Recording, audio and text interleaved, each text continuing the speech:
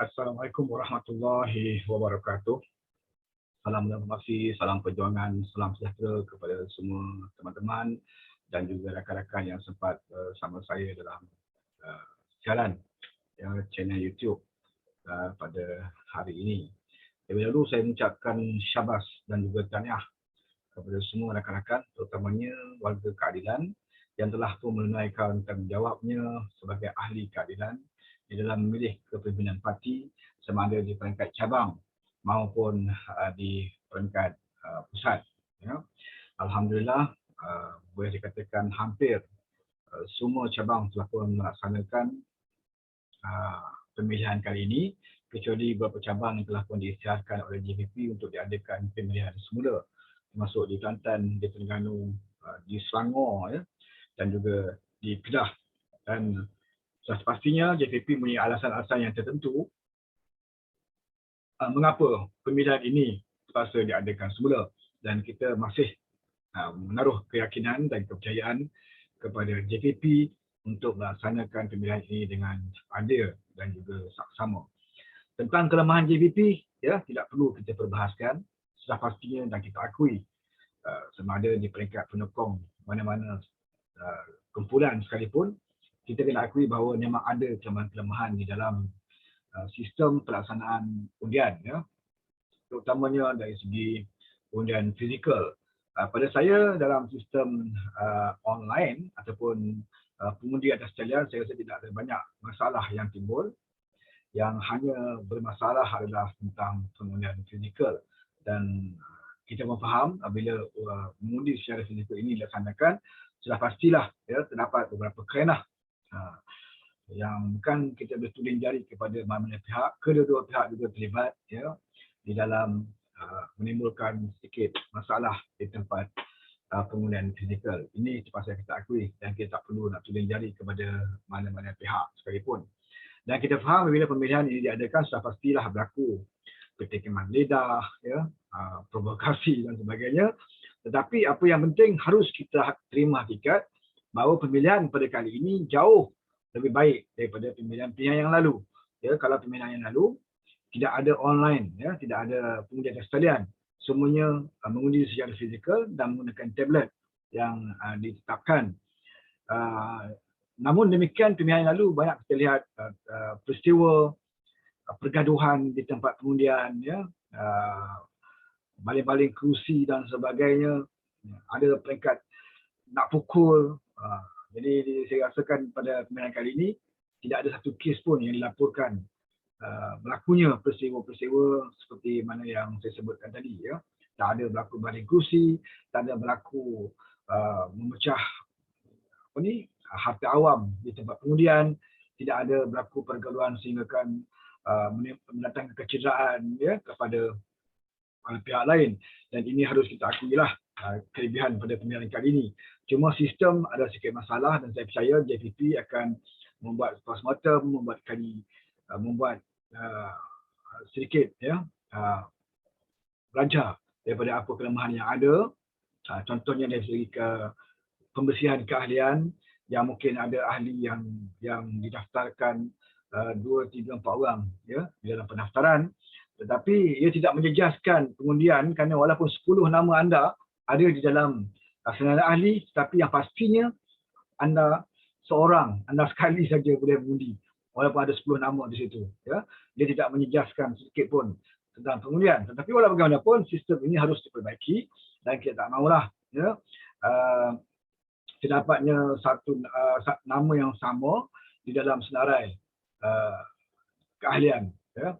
Walaupun dia hanya boleh mengundi sekali, tetapi dia tidak, ya, menggambarkan keseluruhan ahli anggota keadilan. Itu yang paling penting dan ini perlu diberi perhatian oleh pihak JVP yang kemudian akan meminta kepada pihak Situs Agung, ya, pihak-pihak yang berkaitan dengan keanggotaan untuk memaskinikan keahlian. Dan kita faham ianya berlaku bukannya mudah untuk diatasi kerana parti ini mendaftarkan ahli sejak tahun 98 lagi, ya, yang mula sejak parti ini dilancarkan, ya. 98 itu adalah gerakan reformasi. Waktu itu belum ada lagi Parti Keadilan. Semenjak parti keadilan ini diwujudkan, ya, orang mendaftar dalam ahli keadilan ini sudah pastinya ada yang mendaftar menyembunyikan, ya, identiti nama sebenar, ya, kerana mungkin takut pada terkena tekanan dan dengan nama yang berbeza daripada kenalan didaftarkan sebagai ahli waktu itu, dan ianya tidak dibersihkan, ya. Jadi pada saya sudah sampai masanya keadilan membersihkan nama-nama seperti ini supaya tidak menimbulkan kekeliruan di masa-masa akan datang. Dan secara jujurnya saya amat bersuka hati dengan perjalanan yang telah pun dilakukan oleh pihak GVP. Cuma pembaikan harus diteruskan. Umpamanya seperti banyak desakan-desakan supaya setiap kali, ya, kita mengadakan pemilihan, mana-mana cabang yang telah selesai pemilihan yang tidak ada masalah, ya, seharusnya GVP umumkan terlebih dahulu, ya, cabang-cabang mana yang dah selesai yang tidak ada masalah, umumkan keputusan agar tidak mendatangkan persepsi yang berbagai-bagai. Hari ini kita lihat ada beberapa cabang yang telah pun mengumumkan mereka menang sebagai ketua cabang, ya. Sebelah pihak saya kata dia menang dan menjual nama JPP, menjual nama orang ini, jual nama orang ini untuk mendatangkan kekeliruan, dan yang paling kita bimbang sekali adalah akan menimbulkan perpecahan di kalangan ahli-ahli kita.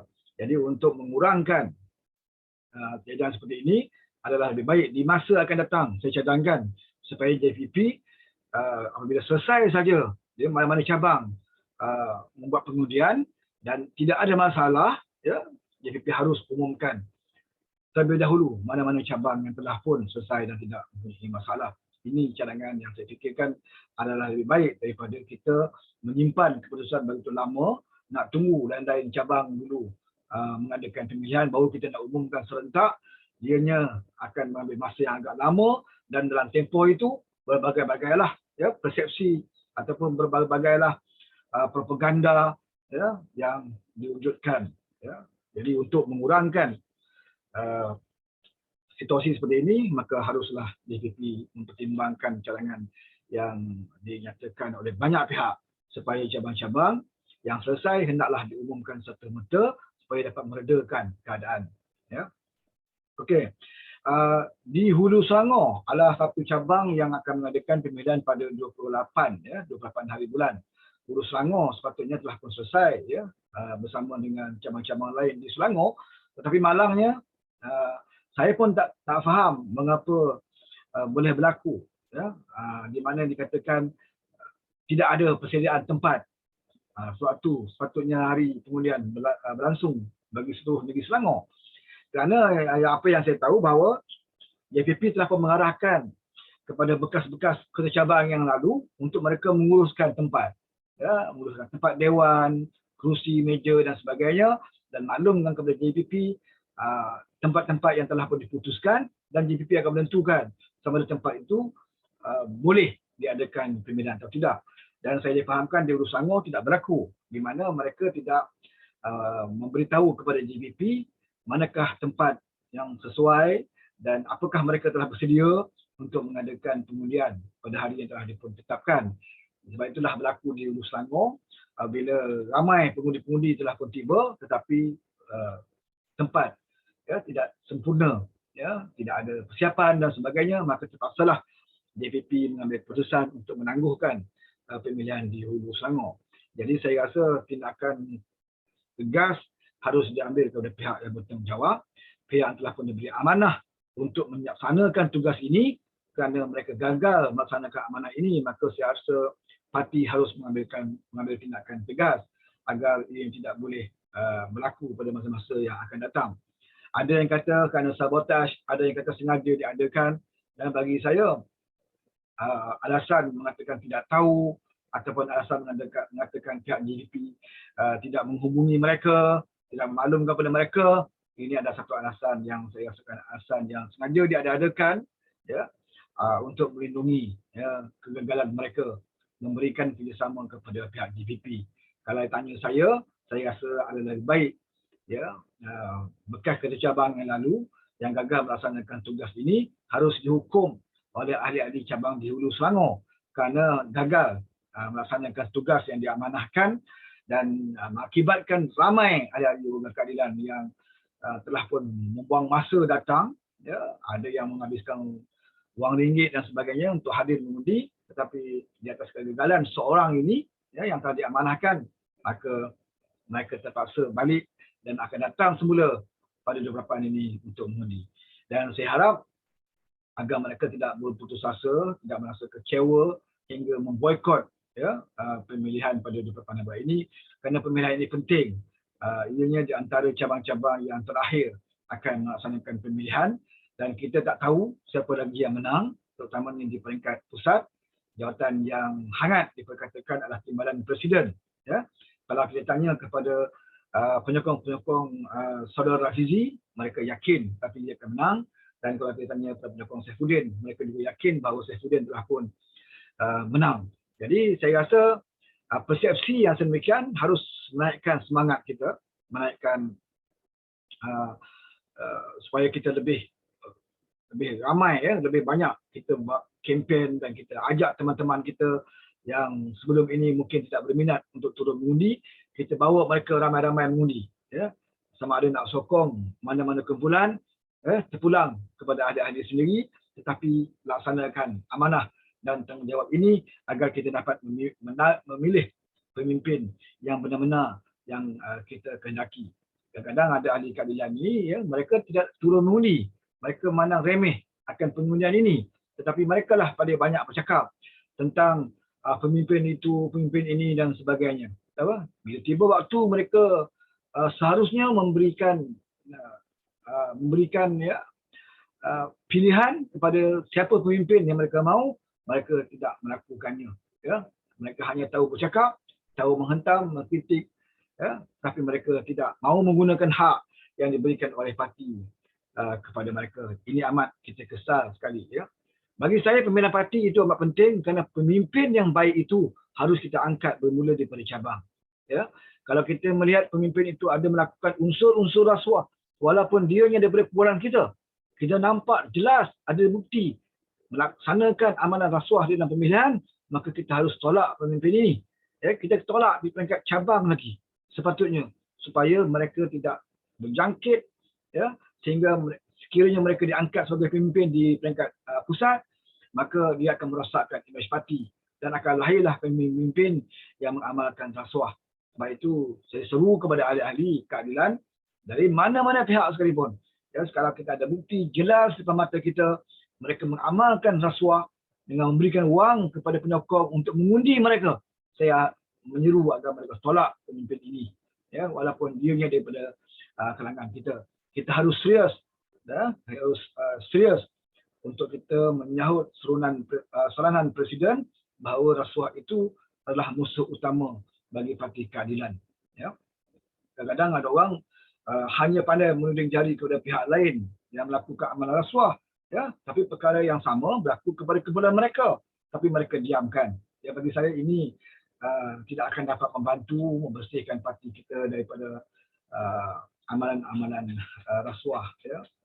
Jadi kita harus tegas dan isu rasuah. Kalau kita benci kepada rasuah, ya. Kalau kita benci kepada rasuah, kita harus tegas dan kita pastikan bahawa pemimpin di peringkat cabang, ya, tidak melakukan amalan rasuah ini. Ya. Walaupun di pihak kita, ya, walaupun di pihak kita. Apatah lagi kalau di pihak lawan, kita harus pula membuktikan amalan itu berlaku. Kalau sekadar kita bercakap di media sosial, orang ini bagi duit, orang ini bagi duit, orang ini bagi duit, tetapi kita tidak membuktikannya, ya, tidak melaporkannya kepada pihak JPP, ya, bermakna kita tidak serius, kita hanya bercakap dan orang boleh kata ini sebagai andaian untuk kita memburukkan pihak lawan. Jadi bagi saya yang penting kita harus laporkan kepada JPP terlebih dahulu, jangan kita sibuk berjumpa dengan wartawan. Yang kita dedahkan kepada pihak awam, ya, kerana perkara ini belum tentu betul atau tidak. Kadang-kadang kita panggil wartawan, kita dedahkan perbuatan ini, dan wartawan seperti biasalah, ya, dia akan ambil sebagai bahan berita yang mungkin akan menarik minat orang untuk membaca.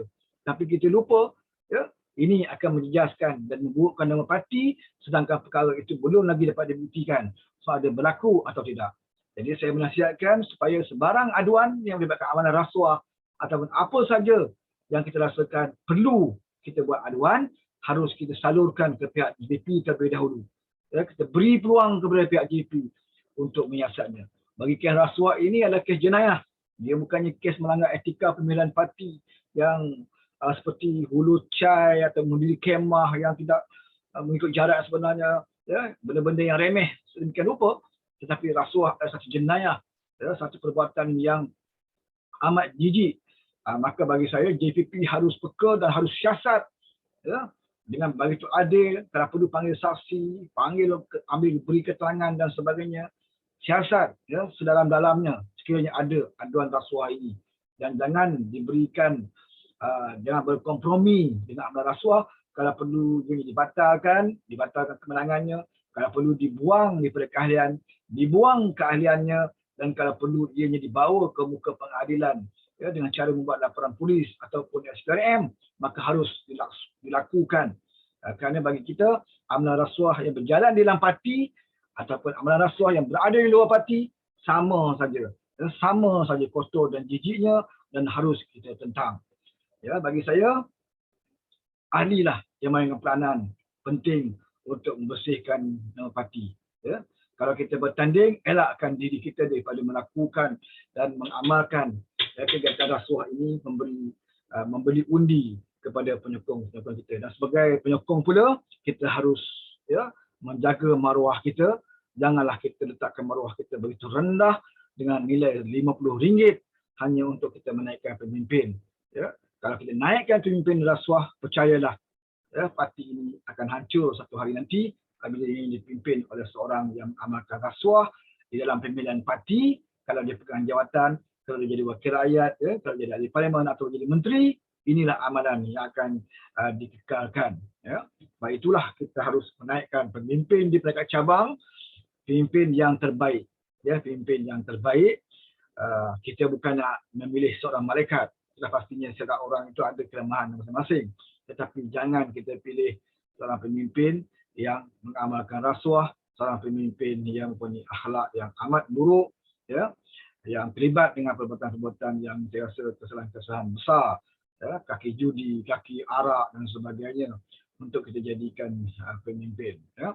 Jadi bagi saya, pesanan saya yang terakhir, agar pada pemilihan bagi cabang-cabang yang telah pun ditangguhkan, ya, mengundi pada hari Jumaat, ada yang mengundi hari Sabtu dan juga hari Ahad, salah saya, ya, keluar beramai-ramai. Janganlah rasa kecewa kerana anda terpaksa datang sekali lagi mengundi, ya.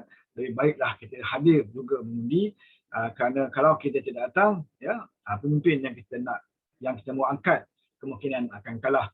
Jadi datanglah beramai-ramai, laksanakan tugas dan juga tanggungjawab kita. Dan dalam masa yang sama, di kesempatan ini juga saya mengucapkan tahniah kepada pihak JPP, ya, yang telah pun setakat ini bagi saya telah melaksanakan tugasnya dengan baik, ya, jauh berbanding daripada pemilihan yang lampau. Apapun keputusannya harus kita terima, ya, siapa pun yang menjadi timbalan presiden, itulah timbalan presiden Parti Keadilan yang dipilih oleh ahli keadilan. Dan sebab itu kita kembali memperkuatkan parti, ya. Kita kalau boleh kita lupakan segala perbalahan sepanjang kempen, ya. Sepanjang kempen memang macam itulah, ya, setiap tahun akan berlakulah, ya, kata mengata, sindir menyindir, kutuk-kutuk, maki memaki. Ini ada resam dalam mana-mana siri pemilihan parti, ya. Walaupun seharusnya harus kita kurangkan, ya, tapi itulah yang berlaku pada setiap tahun. Dan saya yakin ianya tidak berkekalan. Selepas pemilihan ini, saya yakin ahli-ahli boleh kembali bersatu dan memperkuatkan parti. Ya. Yang pentingnya pimpinan. Ya. Bagi pemimpin yang bertanding, ya, kamulah sebagai contoh dan teladan.